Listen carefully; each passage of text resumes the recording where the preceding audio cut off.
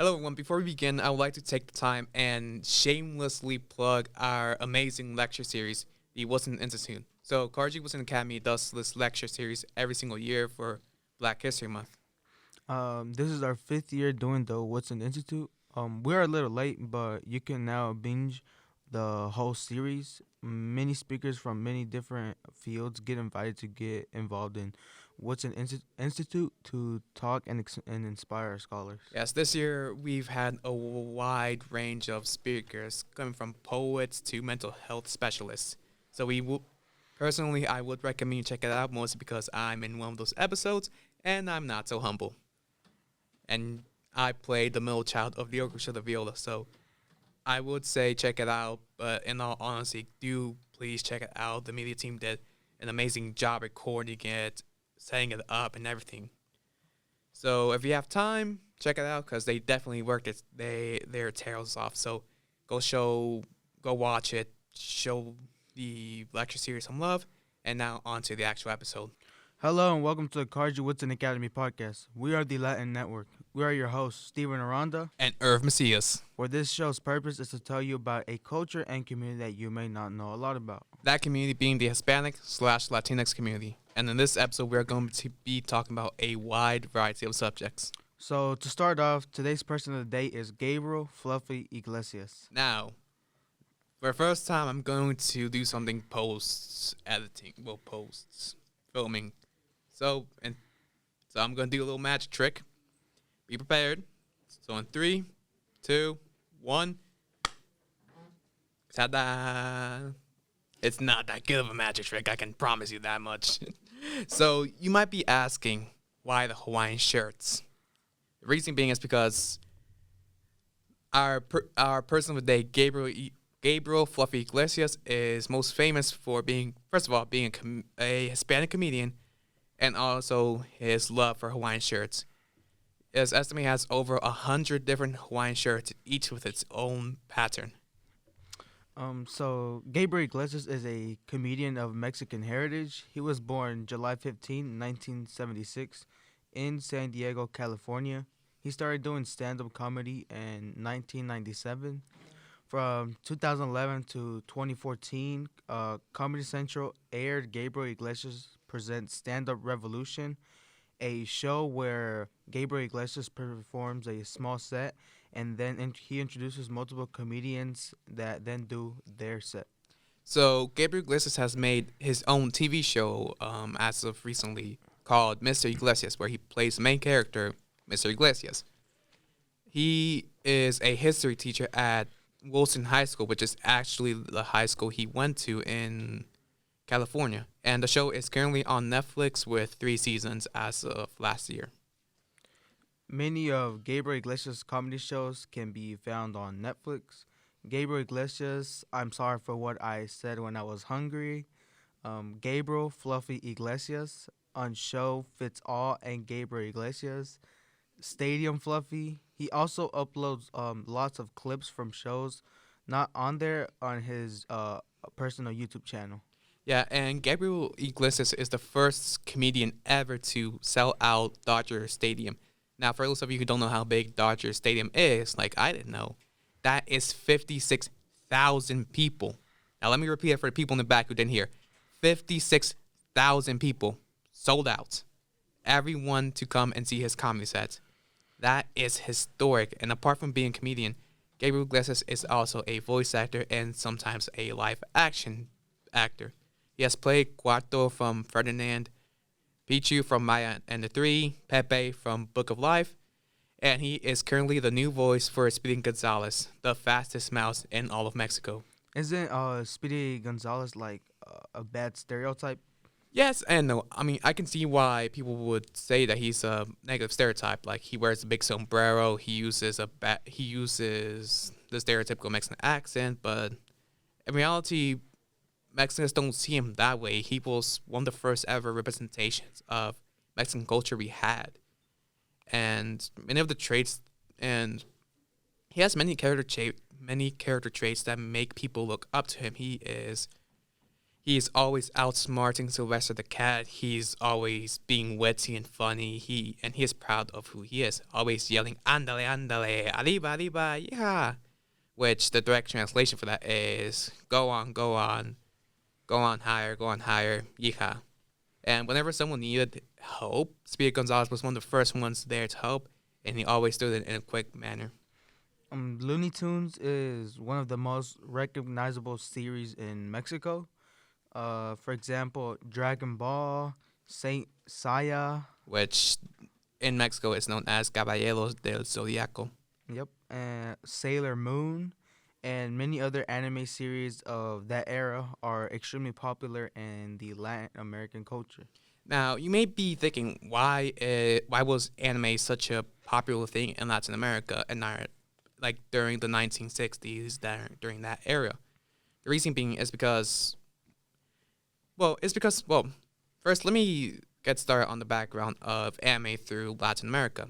So, in the 1960s, the rights to Astro Boy were bought in Latin America and they were distributed all about. It ran for 2 years in 1963 and 1964, and it kept doing reruns of Astro Boy all until the 1970s. In the 70s, the rights to Dragon Ball, Saint Seiya, Sailor Moon, and many other series were bought. Now, the reason why anime was such a big thing in Latin America was because of one simple thing: money. Latin America studios didn't have a big budget to make their own shows, so they found it cheaper to buy the rights from different anime series like again Dragon Ball, Sailor Moon, Saint Seiya, and to just show it all over their different channels. And since anime was meant for an older audience, instead of having the feeling of a cartoon, it had more of a feeling of a telenovela, with all its action, drama, different things like that, and themes meant for an older audience, which fit more in line with a telenovela. And the difference is made all the more clearer with the anime being more towards older audiences and being more closer to a telenovela, because censorship laws in Latin America are way less strict than in the United States. So things like violence, blood, and sexual content weren't heavily restricted like in the United States. Okay, so switching topics now. So we have been looking at what y'all want from the survey that we did in the first episode, and one of the interesting topics, we found from y'all's responses was the history of a Latin country. So we chose Argentina. Argentina is a country in South America. It covers most of the southern portion of the continent. It is the world's eighth largest country. Argentina occupies an area more extensive than Mexico and the U.S. state of Texas combined. The foreign language here is Spanish. So Argentina was first settled by the Spanish around 1516 when Juan Diaz de Solis went on an expedition to the Rio de la Plata, which translates to River of Silver. And in 1776, the viceroyalty of the Rio de la Plata was established, meaning that both Argentina and Uruguay, which are two territories right on the Rio de la Plata, were under the rule by the Spanish crown. And a series of events in 1810 led to Argentina declaring its own independence, and they officially declared independence on July 9th, 1816.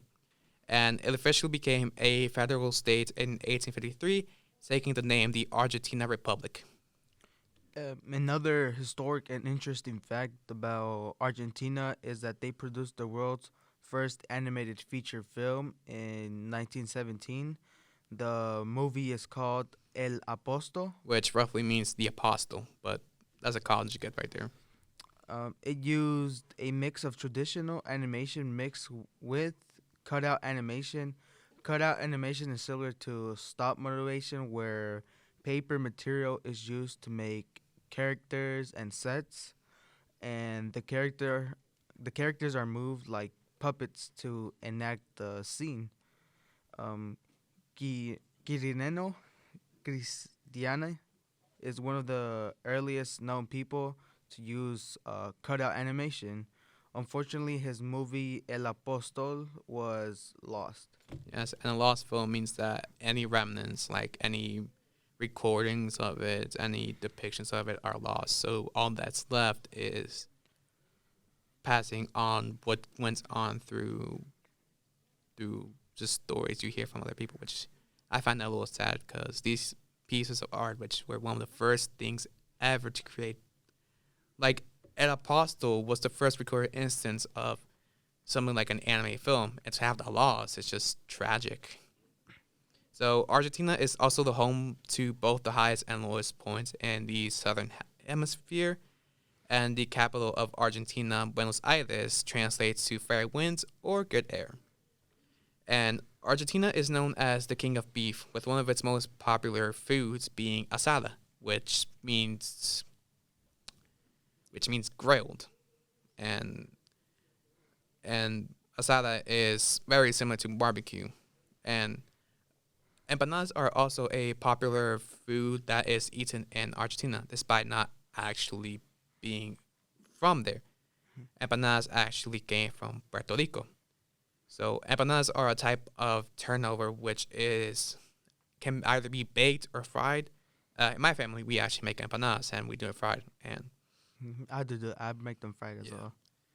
and the insides are usually filled with things like either chicken, beef, cheese, or pretty much any other filling. Like what my family does is we make we make chicken with it with spices, a little bit of tomato, a little bit of cheese, mix it all together, put it inside the empanada, fry it, and it's one of those things you can't help but eat every single day until it's gone, and then you check the scale and you're 10 pounds heavier. Worth it. And and a traditional and a traditional dessert is dulce de leche, which the direct translation is candy of milk, but a more accurate name would be milk candy or caramelized milk. And the way that it's made is just the dessert contains caramel-like pudding of condensed milk, which then slowly reduces to a sweet, sticky dessert. So what they do is they put condensed milk over a flame and they just keep stirring it until all the milk until it becomes caramelized. In Argentina, there is this clothing style called a gaucho, which is just an Argentinian cowboy. This style was mostly used in the 19th century.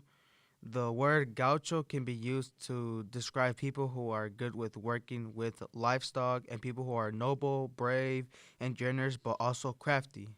Some traditional footwear is alpargatas. It is a shoe made out of canvas and rope sole. So going into their traditional music as well, Argentina has a passion for folk music. Folk music.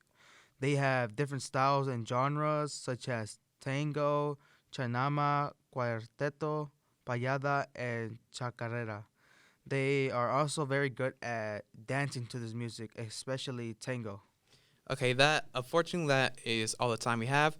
So I would like to thank everyone for watching. If you stayed this far, and if you enjoyed this episode, then please leave this episode a like and share it with your friends and family to spread knowledge on Latinx culture.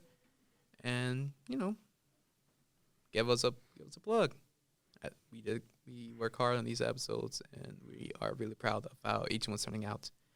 But we are the Latin Network, and as always, it's been a pleasure talking to all of you. See you next time.